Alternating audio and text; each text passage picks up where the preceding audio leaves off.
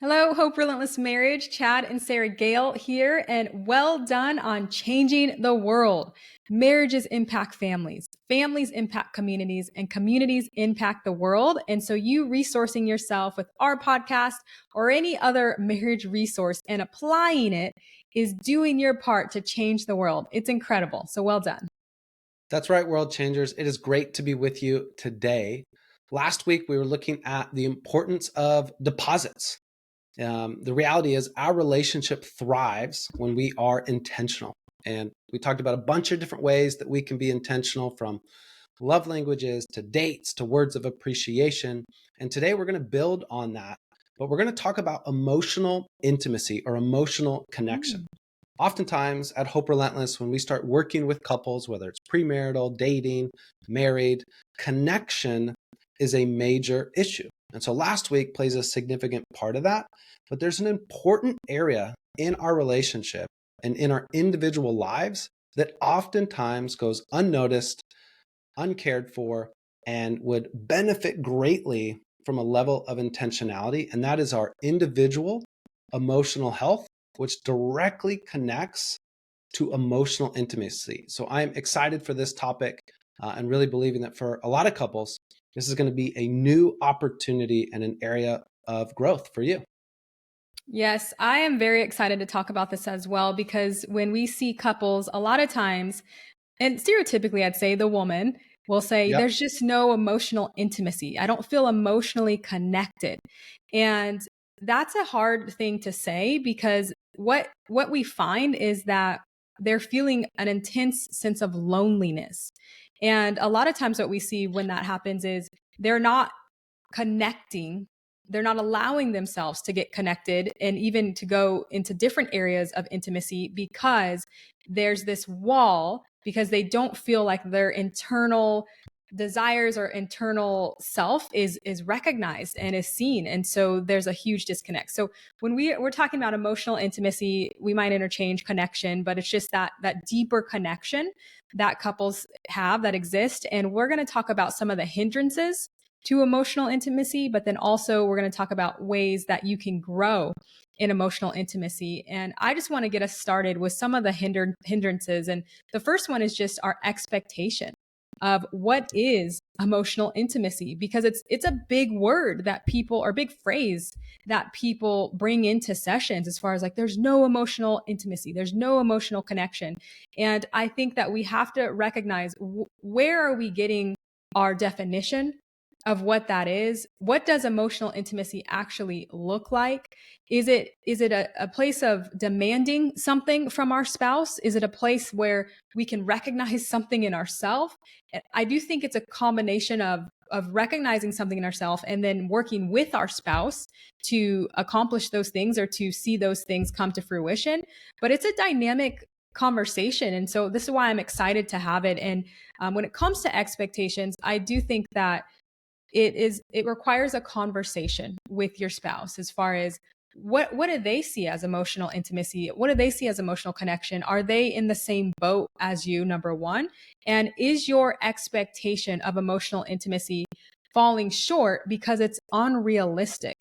Did we get it from the Disney Channel? Did we get it from the romantic comedies that we watch? And we've talked about this throughout different segments as well, that unrealistic view of relationships. And so just take a moment and think about, what are your expectations? Are they legitimate? Have you discussed them with your spouse? Are you guys on the same page? Those are some things to just be aware of and ask yourself. Yeah, I think that's a great point for individuals and couples to consider. And I think part of it is, like, emotional needs are legitimate, and oftentimes how we communicate about them is part of the problem. Yeah, it's And good. so Good in other distinction. podcasts, we talk about the four horsemen, we talk about assertive communication, like the power of speaking in an I statement and recognizing what we want. And I think emotional intimacy is another one of those topics that's so easy to get stuck on what we don't want or what breaks down emotional intimacy. And I think those things are great from an awareness standpoint. But what I've seen is for couples recognizing how to move forward in terms of what they do want. And so I think you highlighted, Sarah Gayle, and this is my experience a majority of the time, not always the time, but from a gender stereotype, I think Mm-hmm. more often than not, women are looking for more emotional connection Mm-hmm. and are the ones bringing that up. And so then even tying emotional intimacy back into assertive communication and active listening, it's communicating in that I statement. Hey, I've noticed that lately I'm not feeling emotionally connected. Can we talk about how we can build emotional intimacy in a way that's important for both of us? Like that is an open, I'm taking ownership, and that's an inviting form of communication as opposed to, oh, you're just emotionally ridiculous. You're like emotionally dead. You never meet any of my emotional needs. It's like, whoa, whoa, whoa. Like, pump the brakes a little bit. I think one of the hindrances, speaking from my own experience and what I often see, once again, this is a generalization and is not true for all relationships. But I think for men, for husbands, to begin understanding that their own emotional health is important and is worth their own time and energy. Mm. I think for me, I've been going on a journey that dates back years or even decades, but more intentionally the last couple years. And really over the last maybe 12 to 18, 24 months max of trying to better understand my own emotions, some of my own potential past memories that I've suppressed and processed those, but really just developing my own emotional vocabulary has helped me recognize what I'm feeling and then begin to share it.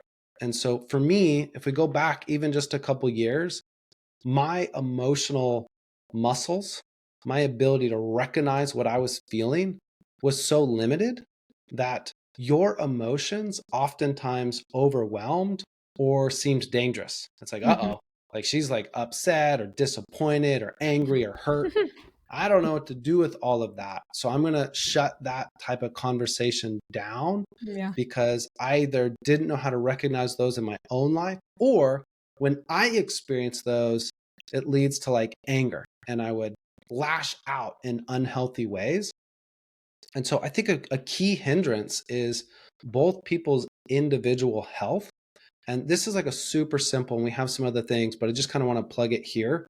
Um, this idea from a book, it talks about recognize your emotions. And so, you can go online and somebody could type in emotional wheel or soul wheel, and there'll be these wheels of all of these different emotions. And so I just look at that every now and then, and I ask myself, which of these words resonate? What were the events and when did I feel them? And it's Mm. just that.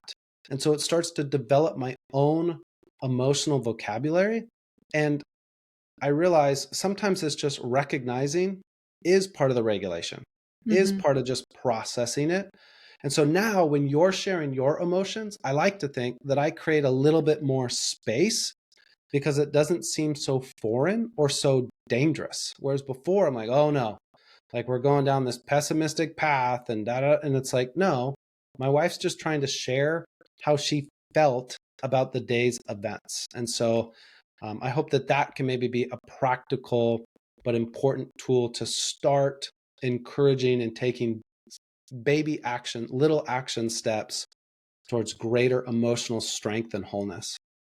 That's so good. And I have watched you grow tremendously in that area. And also it impacts the boys. Like we have two sons, if you don't know, a 15-year-old and a 13-year-old, little men, big Yeah. men, big men. You never say little and men in the same same phrase. And they have learned from Chad, I think from you, your example, and challenging them, encouraging them to look at their emotions and look at the wheel, the emotion wheel as well. And so it's generational, truly, because we pass on what we're not willing to address. And so I am so thankful that this journey has begun. And I haven't been a saint in this area either. And so I think when it comes to stereotypically, like what we're talking about women and how it's like, well, he's just not giving me any emotion, or there's no emotional connection. I want to encourage you to actually look at yourself as well. Because for me, I would have said those words. I would have said, I can't even share anything. And he's not being present for me in this area. But at the same time, I was very much a hurting person that just kind of poured everything out onto him. And it didn't matter anything that he would say, or it didn't matter anything that he would do. I just wanted to pour out. I wanted to be heard. I. And I also had a certain expectation of how he would respond. And it's interesting because the more that I've grown in this area, the more I actually realize, as Chad has grown in this area, I haven't had the emotional space to even hear his emotions. And so it's interesting how we're attracted to certain people. When we first get married, it's like I was overtly emotional, wanting someone to hear all of my emotions. He wasn't emotional at all. And so that almost in a weird dysfunctional way worked for us because he wasn't expecting anything from me. So I could just pour out everything on him. But now that he's getting more in touch with his emotions and he's coming to me with different things, I'm like, wait a minute, and realizing even more about myself as far as the emotional space that I am able to hold, for him, and also continuing to work on my own emotions in a healthier way where it's not just an abundance and a pour out that has no end. Yeah, and so I think keeping in line with the what are hindrances, I think you're spot on. Like one of the hindrances that we can have is expecting our spouse to be the solution or the Yep. reason for increased emotional intimacy. Yep. Holistically, in marriage, anytime we see our spouse as the problem or the solution and we're deflecting from ourselves, we're limiting the opportunity of growth individually and as a couple. It can close Good. the gap. And so So the good. way I can close the gap is, well, I can share more often. And we have a powerful tool. Maybe you can share here a little bit the SASHET activity, babe, that is helpful for couples and also kind of an introduction to this. Mm-hmm. But for me, it's not just sharing the data that happened in my day, but it's how I felt about what Mm-hmm. happened in my day. Mm-hmm. And so I could come home and I could say, the kids were late for carpool pickup. Okay, that's still data. How did I feel about that? The kids were late for carpool and it was frustrating, and here's why it was, or man, I got a promotion at work. Man, that's incredible. How do you feel? How did you process that? So it's sharing the data and how we felt about that is Mm-hmm. one way that I can contribute to sharing emotional intimacy. If we're not sharing how we feel about things, then it's tough to have emotional intimacy. It's kind of like, how much physical connection can you have if you don't touch each other? At some point, you got to hold hands, you got to hug, you got to kiss, you got to, and as married couples, it can escalate from there, but in a good way.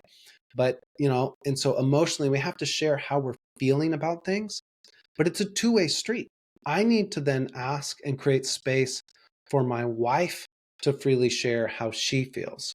And I think this was unrelated, but helps is I still have a tendency to be a fixer. Like I would say default, you're more the sharer and I'm more the fixer. Yeah. I had to learn, like, I don't have to fix anything. It's just being present and allowing you to share. And it could even be showing some level of empathy or compassion of just saying, "Oh man, babe, that sounds like a challenging day. Thank you for sharing with me." Mm-hmm. Mm-hmm. Right? And so the first step is taking ownership of sharing, but then the second part is creating space where our spouse even wants to share and feels safe. And if we fix, or if we criticize, or if we redirect when they have feelings, it doesn't create a safe space. And I think that was something for you that you realized you were hoping that I would create a safe space. Mm-hmm. And for the first decade plus of our marriage, 15 years, I didn't, right? Mm-hmm. Then I started to, and you liked that. But then all of a sudden you realized, whoa, well, like we realized, hey, babe, you got to create a safe space for me too. Like this Yeah. needs to go both ways. And so that's been a part of our journey. And the reality is, this is a different part of our relationship that is still growing and still has a Mm-hmm. lot of growth that we can experience. But it's a way to connect that is different, that we didn't consistently get to experience earlier in our marriage. But can you, unless you have something else, I feel like the sachet, or if there's something else that you wanted to share as a practical tool for couples to begin creating space and kind of connection on a daily or weekly basis to foster this growth. Yeah, well, I'll just kind of throw this all in together because one of the last things I was going to say regarding a hindrance, and then we were going to go into, ways we can grow, and the sachet is one of those tools. But the last thing with the hindrance is not having enough time together, because all of the things we're talking about here, if we don't make the time, like the presence, the physical presence, the time to be with each other, then none of the intimacy happens. Right. And so a lot of times, especially lately, I feel couples are so busy. Yeah. They're so busy. And so we only have so much time in the day as is, but we're not using that time to connect in the way that we're talking about. And then we wonder why we feel distant from each other. Because, like Chad, that example you gave, as far as it's just the facts, you shared the facts, right? Rather than that emotion. I don't grow closer to you by you just sharing the facts. Maybe there's an awareness of what happened, but as far as how you're doing really, that's Yeah. not there. And we want to be known, and we want to know. And so one of the ways what Chad was talking about that we can do that is that sachet. It's an acronym. And you just go through, one person goes through it at a time, and it takes like 10-15 minutes or so. So it's a quick connection point. And you can, how it goes, the S stands for sad. So I felt sad when, and you just finish the sentence. And the other spouse is just listening. There's not really back talk, cross talk, because the goal is I want to know how you're doing really, how you are feeling really, I would say. And then the next one is an A. I felt angry about. The next one is another S. I felt scared about. And then there's an H. I felt happy about. And then there's an E. I felt excited about. And then there's a T. I felt tender about. So the acronym ends up forming the word sachet, SASHET. So whether it's these prompts or other prompts, you can Google and find so many connection, like emotional connection prompts that you guys go through. It's all powerful when we get to take the time. And I would encourage eye contact. Look at each other when you are saying these, you're sharing your emotions, your feelings. And then the other person, it just creates that space for that sharing. I think something that we can often do is, because this isn't something our society does well in general, Yeah. and we see it with our kids. This is something you could do with your kids, you guys, to be honest, but we see it with our kids, like having a face-to-face conversation where you're just there to learn more about the person and to just be present is very rare, and it can be uncomfortable. And so it's recognizing that it is a growing process, giving yourself grace as you are growing in this, but trying to make it a bit more consistent in that connection piece. Yeah, I love it. And I think you slipped in there, but just want to expand, like, what no cross talking means is, if you're going to respond, what I encourage you to respond with is something like, thank you for sharing. Mm-hmm. Or, what I hear you saying is, when blank happened, you felt blank. And it's just echoing back, because otherwise we run into fixing our spouse, which erodes the safety. And so that's what we mean by cross talking. And Chad, I want to add in there. And it's like, sometimes we say, oh, well, you shouldn't feel that way. Or, oh, no, like, it's okay, because we mean well, but then it prevents us from really being present for our spouse. Yeah. And those are classic examples where the intentions are good, but the end result isn't, right? We're trying to protect. And that's what I used to do a lot. I used to try and protect. I don't want my wife to experience these negative emotions. But then the reality is, if I force you to suppress and shut them down, I've taken the opportunity for you to recognize and regulate. And so now you suppress, which likely means at some other point that builds up into a much bigger issue. And so we can see, there's some great work around mental health and emotional health.